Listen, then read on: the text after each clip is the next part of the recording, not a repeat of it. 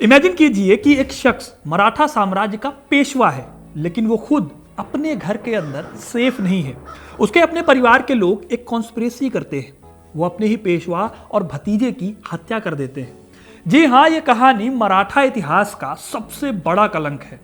30 अगस्त 1772 की तारीख को एक पेशवा को उसके अपने ही चाचा रघुनाथ राव ने ही मौत के घाट उतार दिया था। यह पेशवा कोई और नहीं बल्कि सिर्फ 18 साल का एक लड़का था।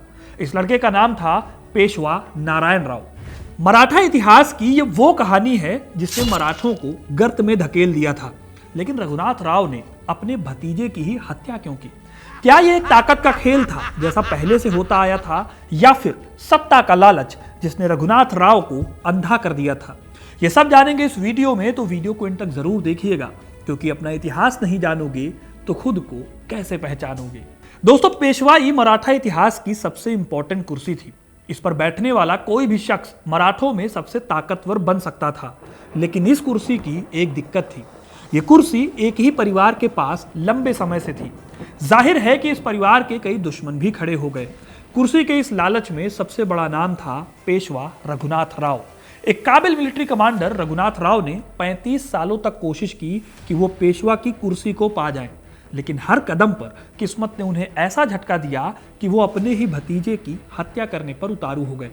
आपको शायद यकीन न हो, लेकिन जिनकी हत्या रघुनाथ राव ने की, उनको संभालने की शपथ भी रघुनाथ राव ने ही ली थी। यह शपथ कैसे एक बड़ा षड्यंत्र बन गई, उसकी कहानी को जानने के लिए हमें शुरू से इस कहानी को जानना होगा। साल 1761 में पानीपत की लड़ाई हुई। इस लड़ाई में मराठों की भीषण हार हुई। हार इतनी भयानक थी कि मराठों के कई बड़े सरदार इस युद्ध में मारे गए। इसमें पेशवा बालाजी बाजीराव, जिन्हें नाना साहब भी कहा जाता था, उनके बेटे और उनके भतीजे भी शामिल थे, जिनका नाम सदाशिवराव भाऊ था। इस हार से पेशवा बालाजी बाजीराव को इतना गहरा धक्का पहुंचा कि वो सदमे में चले गए। इस सदमे के चलते कुछ ही दिनों में, यानी 23 जून 1761 के दिन उनकी मृत्यु हो गई। अब बालाजी बाजीराव के दो बेटे बचे थे, माधवराव और नारायण राव। सबसे बड़ा बेटा होने की वजह से मराठा पेशवा की कमान आई उनके बड़े बेटे माधवराव के पास। जब माधवराव पेशवा बने तो उनकी उम्र मात्र 16 साल थी। ऐसे में उन्हें मराठा साम्राज्य को संभालने में दिक्कत होती। इसलिए यहाँ पर एक नए कैरेक्टर की एंट्री होती है, जिनका नाम था रघुनाथ राव। अब रघुनाथ राव असल में पेशवा नाना साहब के ही भाई थे, लेकिन वो पेशवा नहीं बन सकते थे, क्योंकि बाजीराव प्रथम के टाइम के बाद ऐसा हुआ कि पेशवाई वंशानुगत हो गई, यानी पिता का पुत्र ही पेशवा बन सकता था।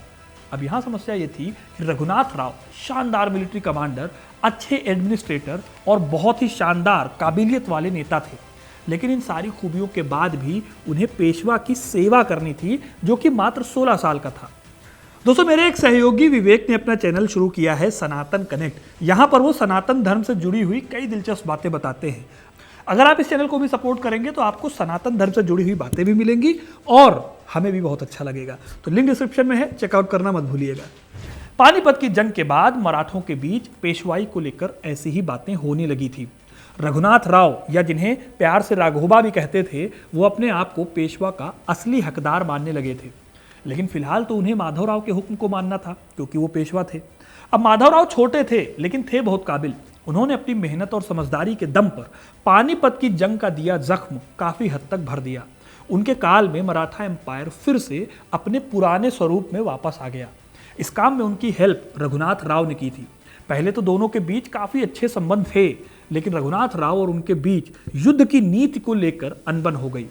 इसी अनबन के बीच रघुनाथ राव ने अपने ही पेशवा यानी माधवराव के खिलाफ साजिशें रचनी शुरू कर दी। इस साजिश में उनके साथ उनकी पत्नी आनंदीबाई बराबर की हकदार थी, क्योंकि आनंदीबाई को भी लगता था कि उनके पति को उनका हक नहीं मिला। इसी वजह से रघुनाथ राव ने माधवराव की बातों के खिलाफ जाकर काम करना शुरू कर दिया। इसका एंड रिजल्ट ये हुआ कि रघुनाथ राव और माधवराव के बीच एक तनाव का रिश्ता बन गया, जो कि एक लड़ाई में बदल गया। दोनों के बीच एक युद्ध हुआ जिसमें रघुनाथ राव की हार हो गई। मजबूरी में माधवराव को अपने ही चाचा को नजरबंद करना पड़ा। वो अपने चाचा को कोई सजा नहीं देना चाहते थे, इसलिए 10 जून 1768 यानी 1768 के दिन रघुनाथ राव को उन्होंने पेशवाओं के महल शनिवार वाड़ा में कैद कर लिया। रघुनाथ राव को कैद करने के बाद पेशवा माधवराव ने दोबारा सभी मराठा सरदारों को अपने साथ मिलाया और एक बार फिर से दिल्ली तक जाकर मराठा साम्राज्य का झंडा फहरा दिया। लेकिन दोस्तों, माधवराव और मराठा साम्राज्य की किस्मत बहुत खराब थी। साल 1770 में पेशवा माधवराव को टीबी की बीमारी हुई।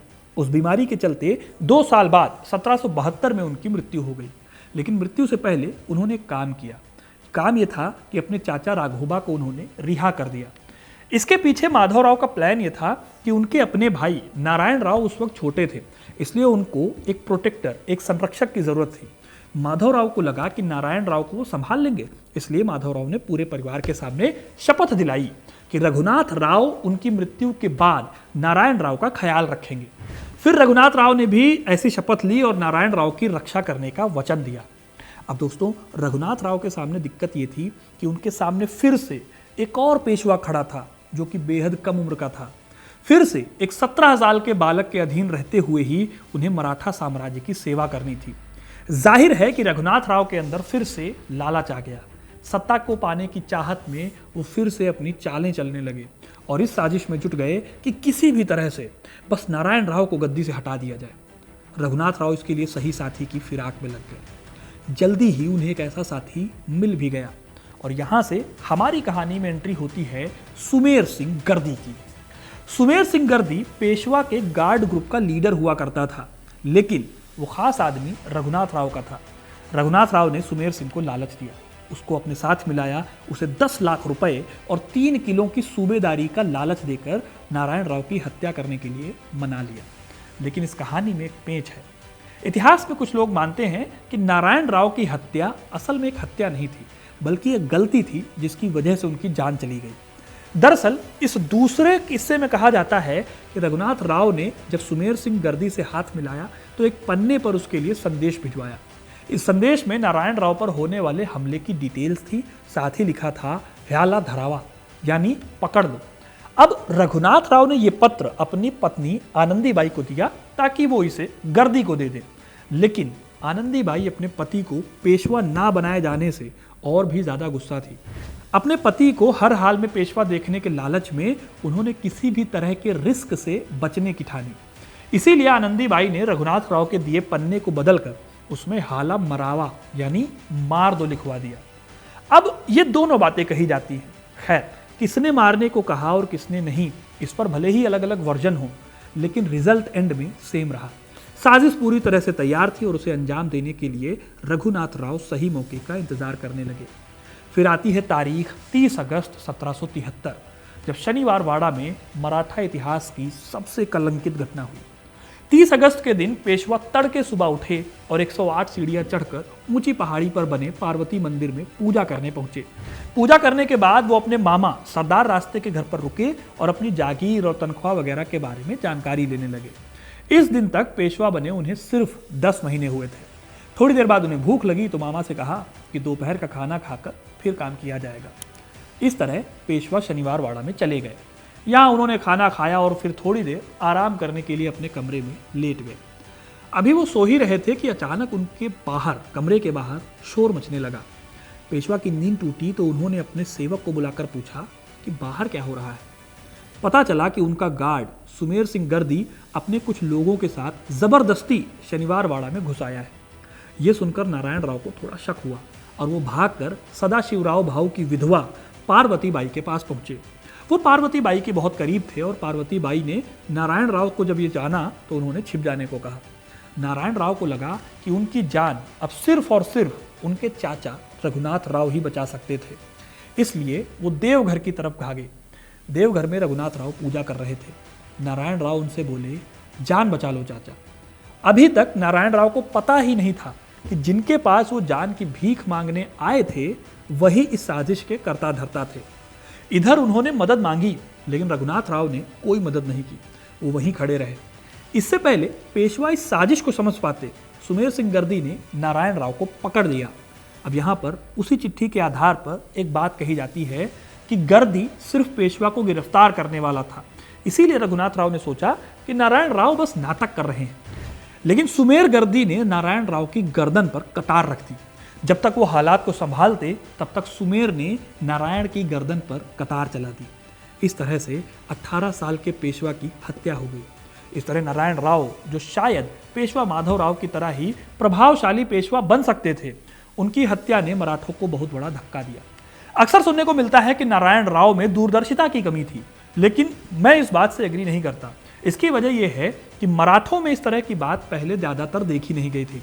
गद्दी को लेकर लड़ाइयां होती थी, लेकिन कोई अपने ही परिवार के किसी शख्स की गद्दी को लेकर हत्या कर देगा, ऐसा नहीं हुआ था।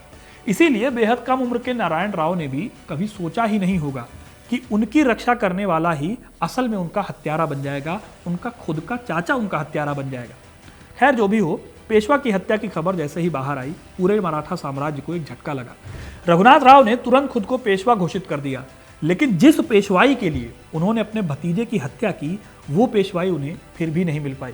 मराठा सरदारों ने रघुनाथ राव को पेशवा मानने से मना कर दिया। उन दिनों नाना फडणवीस मराठों के बहुत ताकतवर सरदार हुआ करते थे। उन्होंने तुरंत बार भाई संसद बुलाई, जिसका काम रघुनाथ राव को सजा देना था। उन्होंने रघुनाथ राव के खिलाफ विद्रोह करते हुए उनसे युद्ध किया। युद्ध में रघुनाथ राव की हार हुई और वो तुरंत सूरत की ओर निकल गए।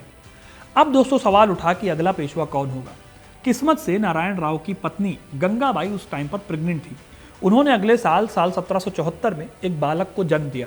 ये बालक कोई और नहीं बल्कि माधव राव द्वितीय थे। जब ये 40 दिन के हुए तो नाना फडणवीस ने उन्हें पेशवा की गद्दी पर बिठाकर खुद राजकाज संभाल लिया। पेशवा माधव राव द्वितीय भी आगे चलकर मराठों का नाम रोशन करते हैं। अब अभी सवाल उठता है इन सबसे अलग कि रघुनाथ राव का क्या हुआ। वो तो सूरत भागे थे। दोस्तों, रघुनाथ राव ने मराठों के कैंप को छोड़कर ईस्ट इंडिया कंपनी से हाथ मिला लिया, यानी अंग्रेजों से। साल 1775 में उन्होंने सूरत में एक संधि की। इस संधि के हिसाब से रघुनाथ राव ने अंग्रेजों को सालसेट और बेसिन 2 किले देने का वादा किया और बदले में अंग्रेजों ने रघुनाथ राव को पेशवा की उपाधि दी। इस संधि के बाद रघुनाथ राव ने ईस्ट इंडिया कंपनी से पुणे पर अटैक करने को कहा। इस तरह साल 1775 में एक जंग हुई जिसमें रघुनाथ राव की हार हुई। इस हार से गुस्सा होकर गवर्नर जनरल वॉरेन हेस्टिंग्स ने सूरत की संधि को रद्द कर दिया। फिर अगले साल यानी 1776 में रघुनाथ राव ने पुर्तगालियों से संधि की कोशिश की, लेकिन वहां से भी उन्हें कोई मदद नहीं मिली। जिस पेशवा पद के लिए उन्होंने अपने भतीजे की हत्या करवाई, वो पेशवा का पद उन्हें कभी नहीं मिला।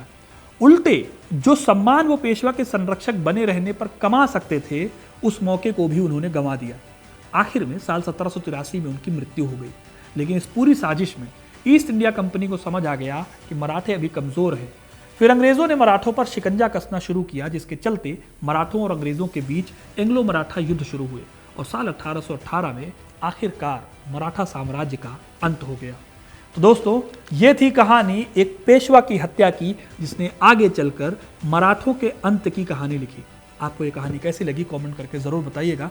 वीडियो को लाइक और शेयर करना ना भूलें और ऐसे इंटरेस्टिंग कहानियों के लिए, इतिहास से जुड़े रहने के लिए हिस्ट्री कनेक्ट को सब्सक्राइब जरूर करें। धन्यवाद।